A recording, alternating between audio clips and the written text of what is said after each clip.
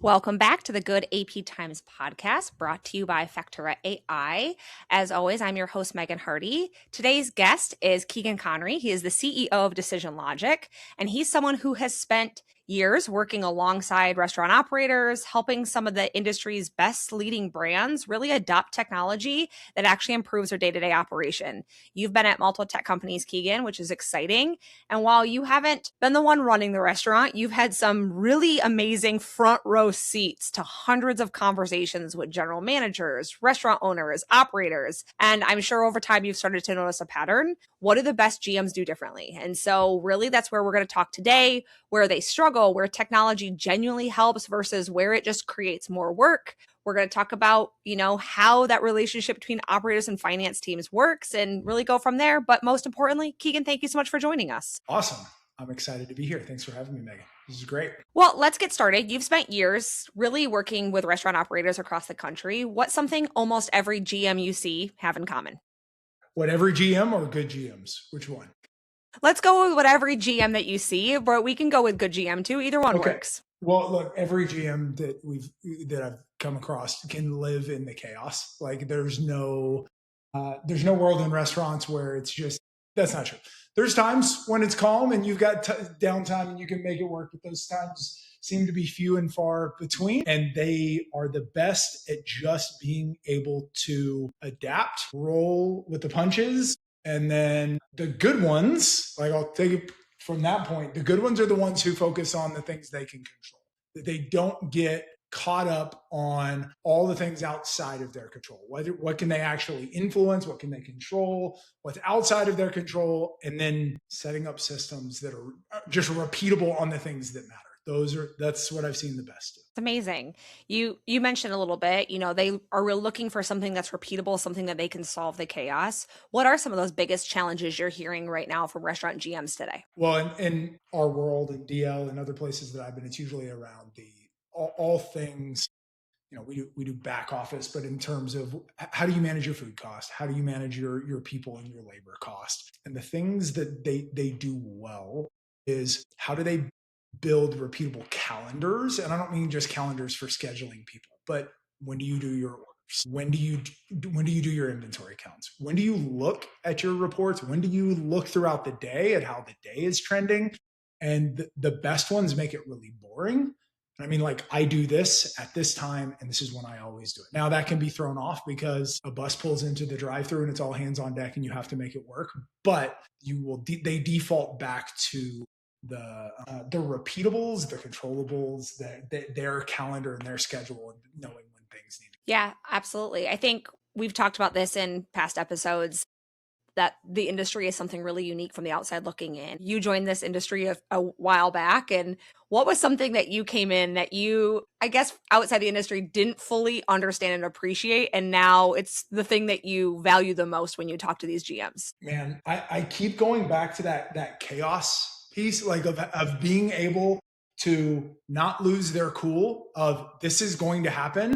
And it's the duck on water, right? Like they look calm, cool, collected on the top, but furiously kicking below the surface to keep going. The being able to sit in a restaurant and watch those rushes happen, and they've had 3 people who call out and they have to be the ones that are on the line. Like they try to create consistency every day, but the only consistent is that it's going to be inconsistent. And so look, at every company I've been at, we've also had former operators that work for us and have become some of the highest level executives in the organization. And that happens for a reason, is because these are people who learned life skills. They learn skills of how to deal with people. They learn skills with how to manufacture something. Like I'm prepping something that I'm going to turn around and sell. Then they're doing retail and they're turning around and selling it. And then they're like, and then also like they have to do all the like finance piece in the background, and they have to know how to read operation statements and P&Ls and balance sheets. Like there's so many skills that go into it that people outside the industry just see restaurant GM. And I don't think they realize how many areas of running a business that a general manager has to become a subject matter expert, and not just a little bit, but they get really good at it. And so that is something that I underestimated coming into it. And now 7 years in of working in the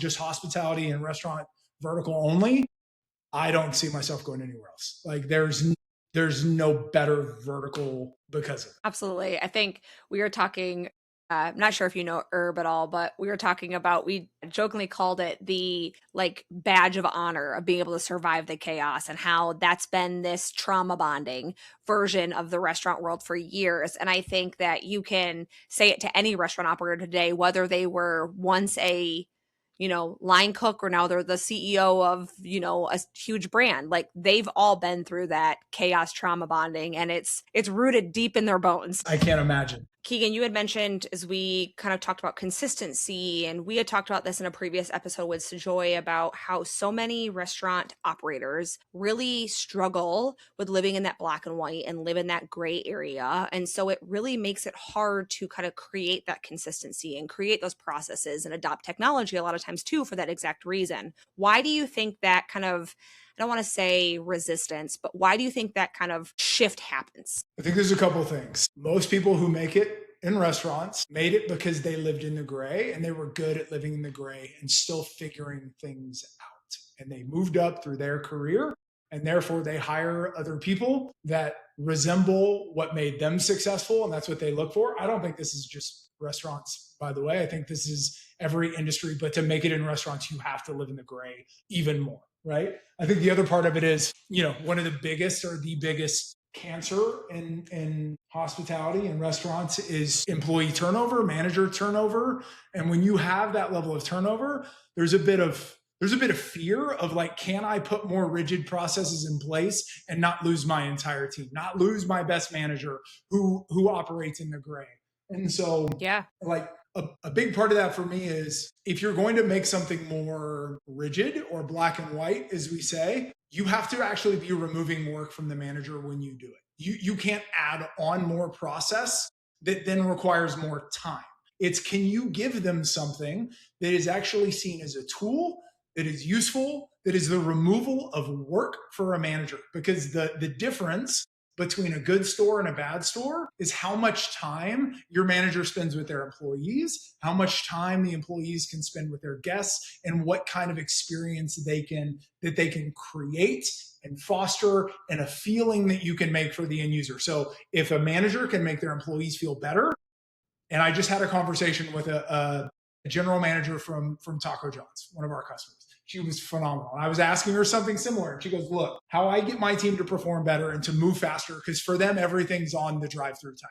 Like, accuracy in the drive-through time, right? Like, that world, that's how they know in the moment how they're doing well. And for her, it was, I can get my team to get through anything if we can put some jams on in the kitchen, blare the music, and just go. They'll make a better experience. She goes, if it was up to her, she wants to play 90s Puddle of Mud stuff, but her team's mostly hip hop. So it's like, how can you get to know your team and remove distractions and like remind them that people are human?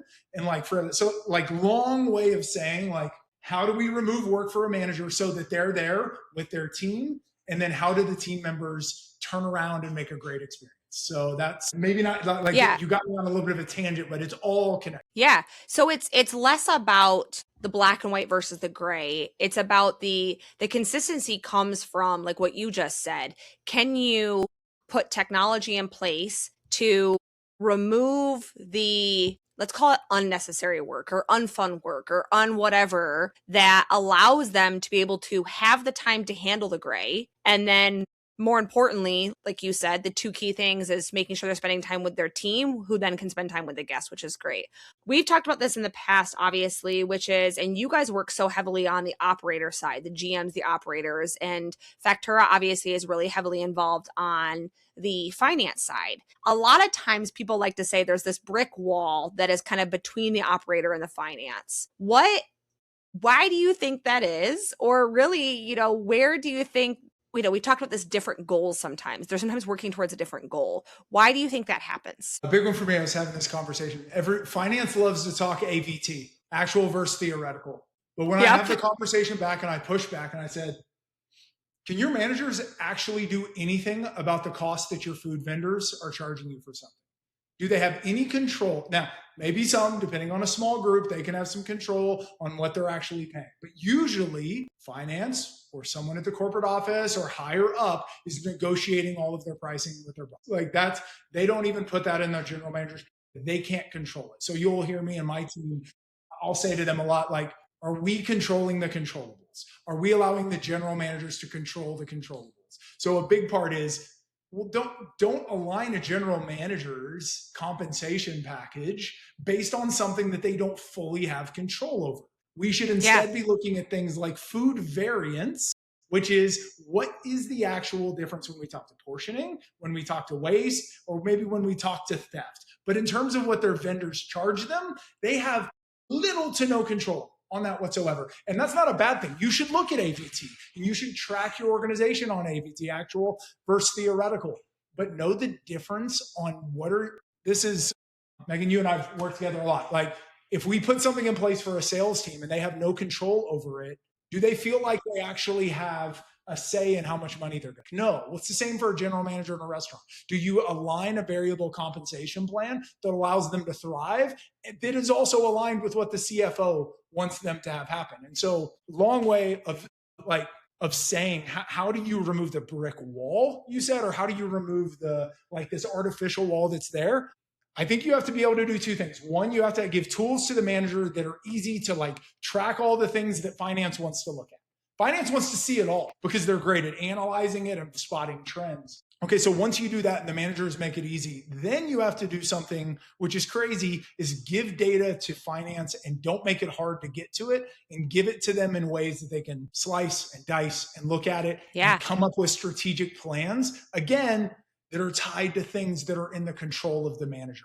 And the best groups focus, tighten the aperture, right? And focus on the things they can actually control. They can't control the traffic, how many people come in that day, but they can control what the experience is like. They can control how human their people are. They can control the quality of the food. And when you track on those things, you're going to win. I don't know if that answers the question. You obviously hit way too many hot buttons with me and I'll go.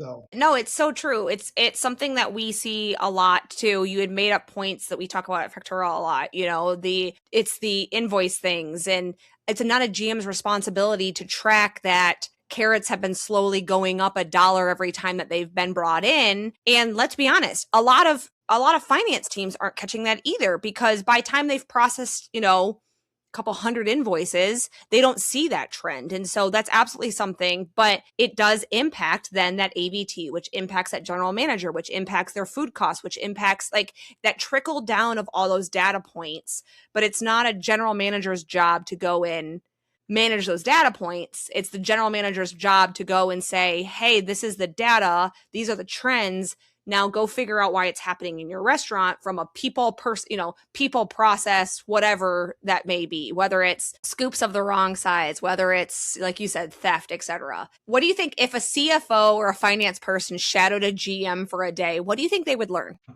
Actually, I have a lot of good CFO friends in the industry, so I like to make fun of them a bit. And I think a lot of them do get it. The best ones go and spend that time and figure that out.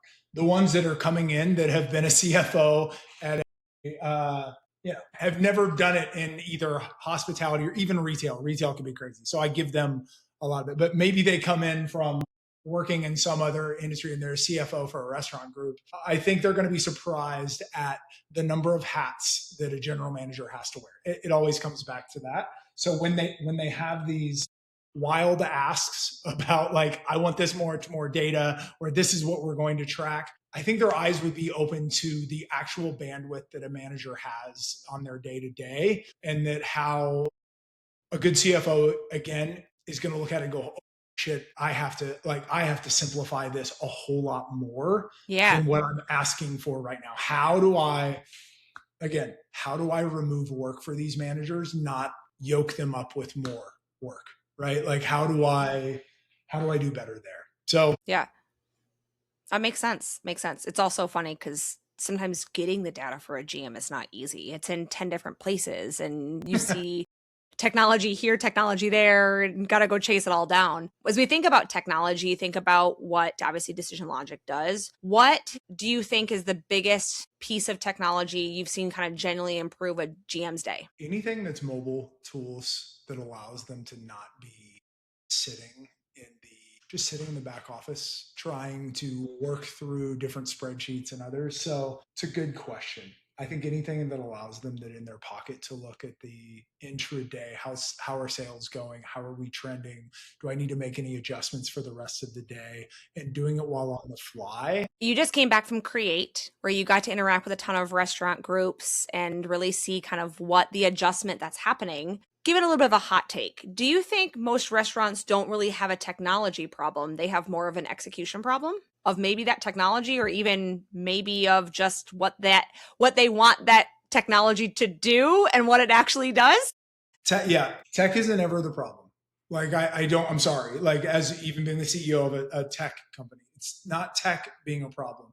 It's usability of the tech in the flow of work in what they're doing as easy as possible. Like, get in and get out. I say it to my CTO and my team of, we're not building social media. I don't want a general manager in our tool very much at all. Like, social media's job is to get your eyeballs there, keep you there as long as possible. It's a great day for me that if I know general managers are quickly getting in to check and see what's going on, having the information served up. Hey, look here, focus on this item. Now get back to your team. Too many tech companies have bloated valuations that they have to justify. And therefore we're trying to go back to customers, not we, but the industry and the tech side of it. And how much can we charge them for something that can you truly justify the return on what you're bringing to them? I also think it's our job as tech vendors to make sure that when we're bringing it to a restaurant, we're supporting them. And if they don't exist and they're not profitable, you and I are out of jobs. We don't, like, if we're not making it to where small restaurant groups can make money to grow into bigger restaurant groups to then grow more with us, we're not doing our part in helping them optimize their margins, to make better decisions, to run better restaurants and give better experiences. We're missing out, across every part of technology. And so a big part that we have to be able to do is, are we actually bringing value on anything new that's coming out? How will the general manager, how will it reduce work? Or how will we make data easier to get to for teams that can strategically put better plans in place for their stores as well? So, yeah. I love that. I think that's absolutely true. You've been in this industry for a while, and 7 years ago, the tech landscape was very different than what it is nowadays. If you were in a restaurateur's shoes, with now how much information is out there, what would be your questions to ask in an evaluation for a tech? I'd love to hear your perspective as someone coming from the tech side, that you're like, hey, if you come to me, I'm going to stop you and ask you these things first almost. Yeah. Number one is, what are you actually trying to solve for? What do you think you're going to fix when you do it? Are you just buying tech because it's something that you can point out that your initiative is, we're going to put this thing in? Or do you know you have a portioning problem? Or do you know you've got a plate cost concern? Or not concern, but you have an area to make it better. So number one, like you have a hypothesis that if we do these things, that we're going to get better. Number two, have you tried to do it with what you have already? Like, have you already tried to operationalize it before you go and add tech on top of it? And if the answer is yes, we've tried it this way and this way, we're doing it in Excel sheets, or we're doing it on paper, and it's just gotten to that point, like, we can't get any more out of it. Okay, maybe now we should have the conversation. Then the question that you should ask on the other side, like, I've asked you that. Okay, now the other question needs to be, you need to be asking me, what's it going to be like for me during the onboarding process? What's it going to be like when I leave you later? Meaning, you're asking me that. How easy is it for you is it your data? Is it yours? Is it easy to leave? Is it easy to onboard? And am I just going to sign up, and as a restaurateur, am I going to sign up and it's now on my team to figure this all out? Or you're the vendor. Can you tell me best practices for this objective that I have? If you have an objective that you want to put in place, I want to improve my food cost, or I want to improve my food variance because I know I have a waste issue. I think I've got a theft issue. I definitely have a portioning issue, but these are areas I want to. Great. we're going to give you the operational pieces around the software as well. It's not just the software. Who are the people that work for you? Do you know your account managers? Do you know your customer success people? Will you know them by name? Can you talk to other referrals and say, how is their support? Like, especially in restaurants. Like, we can't run software companies like somebody who's based in Silicon Valley, who's doing this at scale across, and they're vertical agnostic. We are serving people where everything is about the experience and like it's serving. So that's the other piece is, are you picking a hospitality vendor that treats you like you treat your guests? Or are you another account that is signing up and we're just giving you access to it? And that's okay. Like if you're getting something that's easy to plug in and you don't ever need to talk to them and the tech is that great and there's not other pieces to it, I have no problem with that. I just think depending on your solution, depending on what you're coming in, those are some really important parts that you need to dig into more. Do your homework, ask others. Also, what's their strategy as it comes to AI? What's their strategy as it comes to data? Like, what are they doing in the next 6 to 9 months? And, what's your approach? So obviously these are a lot of things I'm thinking about right now and where they go. So that's what I'd say to a restaurant who are looking to make a change. All right. My last question before we get into the fun rapid fires.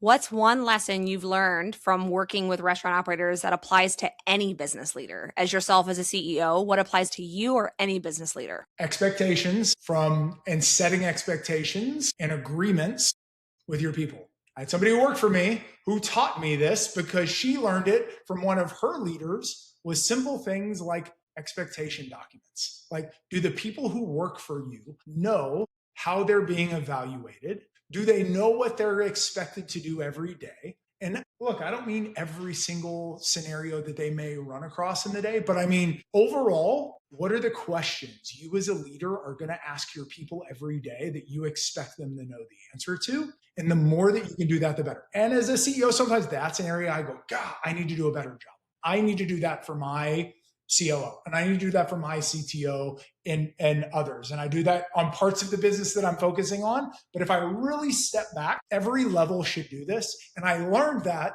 from someone who would have been a frontline manager in an organization that had multiple layers, and I was much higher. And I learned that from somebody below that I try to put in everywhere I go. And restaurants do it. They do it well. Tech companies do it. They do it well. And guess what? People know where they stand. Nobody wants surprises. It's funny. We actually, on our last episode, when we talked with the former CEO of Port City Java, they had an expectation that was, hey, if you can't solve the problem, feel free to bring it up and try to solve the customer's problem. And he told the story about how one of the restaurant stores called him the CEO and handed the phone to this irate guest who just started yelling at him. But the expectation was, hey, if you can't solve it, contact superiors and solve it. And it went straight all the way up. Now, he was like, you did your job. You did what you were supposed to do, which was solve the problem, right? That was the expectation. Solve the problem any way possible. But now we've figured out we've got to put some guidelines, some steps, whatever in the place. But hey, you're not in trouble in any way, shape, or form because you followed the expectations. So absolutely true. It's funny like that. Okay. Rapid fire questions. We like them. Favorite restaurant you'll always go back to? Favorite restaurant that I'll always go back to? There is oh my gosh. Are we talking nice restaurant? Or are we talking about Doesn't matter. I've got a young family. So there's a spot here in Southern California called the Kebab Shop. And it's like a twice a week thing where you can go in and pick it up. And they always have friendly staff. The food's always on point. They have multiple locations. And honestly, they've got great online ordering. So with a young family, it's just easy to get in and get out. And it's always great. All right, next question. What's one restaurant trend or thing that you're seeing, social media or not, just with the industry that you're really excited about? I sat in on a session at Create that was about creating cultural experiences that I thought was really cool. And the 3 brands that were on it, there was a smaller brand, less than 20 locations called Home State that is based in Southern California, but they're creating Texas experiences without being kitschy, not just throwing up the state of Texas everywhere, Longhorns everywhere, but you walk in and it's all music that's Texas based for every generation. George Strait, Red River music, things like that just makes you feel at home without having to be over the top, to L&L Hawaiian Barbecue, Alicia, that's on there. They're all over the Western United States and even further in the East. There are, 200 plus locations at this point. And the thing for them is, how do you get that aloha spirit to come across at every single one of their locations? So for either those who grew up in Hawaii or would go visit Hawaii, like getting that, Hawaiian box lunch feeling, a plate lunch from there. And that's really cool. Troy Hooper over at Pepper Lunch and what they're doing in terms of very Japanese or Asian culture concept that is there. Of they're everyone yelling as you come in as if you were in Japan at one of these restaurants. The just creating experiences. That's what we all loved about restaurants growing up. I loved going to McDonald's and climbing and seeing the Hamburglar on the playgrounds that were outside. Like, these were the things that would get me excited about going to a restaurant. It's different than being at home. I love to pick things up and disappear like anybody else, but I love going to a place for an experience too. I think there's a huge part of that too of, we see those trends kind of come and go, and we see people spend more time in restaurants, less time in restaurants, but then COVID obviously did a huge, nobody could go in restaurants. And I feel like we've been slow to get back in restaurants a little bit. I don't know if we've just gotten really comfortable about being at home, but you're right. There's a level of the experience that you go and appreciate and enjoy. There is a brand new hot pot place that opened here that is like the full Korean hot pot experience. I mean, it is everything. And it was fun because my kids had never experienced it. My daughter loves K-pop Demon Hunters, and so being able to put two and two together, that like, hey, all the music that's playing on this giant screen is K-pop music and it's Korean pop and it's just like K-pop Demon Hunt. Like, it's being able to kind of do that education was really cool too. All right. Last question, really. What's one restaurant leader you'd love to have dinner with? Ooh, there's so many. If I just get one, I'm going to hit Jeff Chandler from True Food Kitchen. He's new CEO there. He used to run Hop Dottie, was a CEO there. See him at lots of shows. He's always just, I like spending time with just good people, like cool people who are doing cool things and treat their people really well. And like, they focus on the main thing. They're not so caught up in the other stuff. And Jeff's, I don't know. I'm just a big fan. He's a good dude. I love that.